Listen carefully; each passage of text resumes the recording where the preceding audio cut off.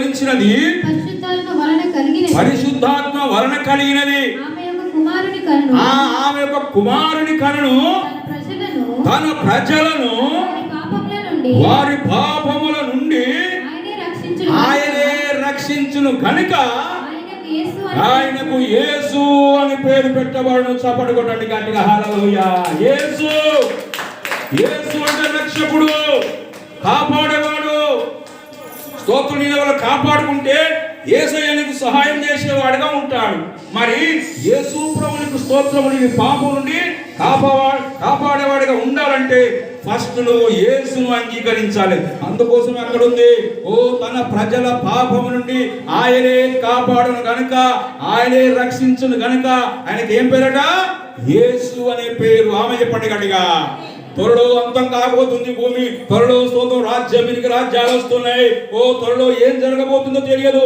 కానీ చనిపోవడం బ్రతకడం అంటూ ఉన్నదంటే అది దేవుని చేతిలో ఉంది. దేవుని ప్రియులారా, అందుకోసమే తన ప్రజల పాపములను కడగడానికి, శుద్ధీకరించడానికి యేసుక్రీస్తు భూలోకానికి వచ్చిండు. చప్పరగట్టిగా హల్లెలూయా. చెప్పరగట్టిగా హల్లెలూయా. ఇదో దేశానికో పండుగ కాదు, నీ ఇంటికే పండుగ కాదు, ఓ ప్రాంతానికి, ఓ దేశానికి, ఓ పక్క పండి వారికి కాదు. లోకం ఉన్నంత వరకు ఈ లోకములో సర్వ దేశాలకు పండగ అదే క్రిస్మస్ పండగ. ఆమె చెప్పండి గట్టిగా. చెప్పరగట్టిగా హల్లెలూయా. పండగ దేశానికి, పండగ లోకం ఉన్నంత వరకు, పండగ భూమి ఉన్నంత వరకు ఆయన జన్మించిండు. హల్లెలూయా పండుగగా. ఎందుకంటే ఆయన పాపము చేత జన్మించలేదు. ఎలాగంటే భార్య భర్తలు కలిస్తే ఓ స్తోత్రం జన్మించే జన్మ కాదు, పరిశుద్ధాత్మ చేత ఆయన భూలోకములో జన్మించుడు. ఎందుకు జన్మించుడంటే లోకమంతా పాపములో ఉంది. ఈ పాపం పోవాలంటే నా యేసయ్య నన్ను అడిగిన చూడు, అందుకోసమే ఈ బలిపీఠం మీద నిలబడ్డా. ఆమె చెప్పండి గట్టిగా.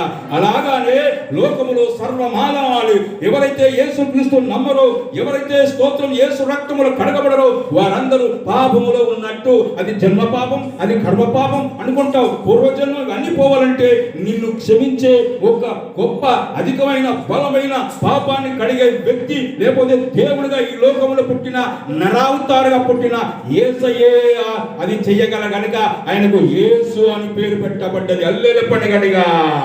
చెప్పరగట్టిగా హల్లెలూయా. అందుకోసం ఆయన పాపలకు ఏంటిది? రక్షకుడు.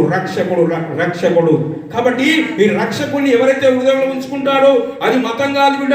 అందరు మతం అనుకుంటారు. మతం కాదు ఇది. నీ బతుకును మార్చేది, నీ రోగాన్ని తీసేసేది. నీలో పాపం ఉంటే, నువ్వు తాగబోతువైతే, నువ్వు సిగరెట్ తాగేవని అయితే మారలేవు. కానీ యేసుక్రీస్తుని నమ్ముకుంటే, నువ్వు ప్రార్థన చేస్తే నన్ను క్షమించువంటే యేసయ్య మార్చగలడు గనుక, ఆయన సర్వశక్తిమంతుడు గనుక ఓ స్తోత్రం ఈ లోకానికి రక్షకుడు అయ్యిండు. చప్పడగొడదాం గట్టిగా హల్లెలూయా. లోక రక్షకుడు పుట్టిండు.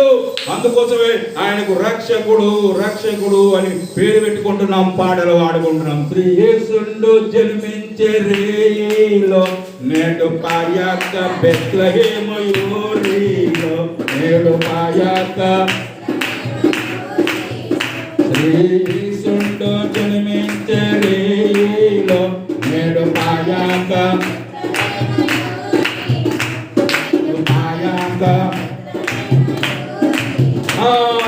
అక్షయుడగు యేసు వచ్చెను, మనకు రక్షణంబు సిద్ధపరచెను. అక్షయుడగు యేసు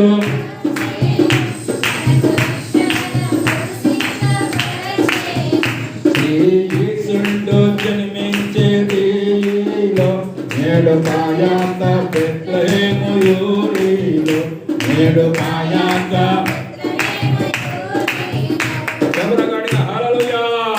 అందుకోసం ఆయనకు రక్షకుడు. లూకాసు వార్త 2వ అధ్యాయం 10వ వచనంలో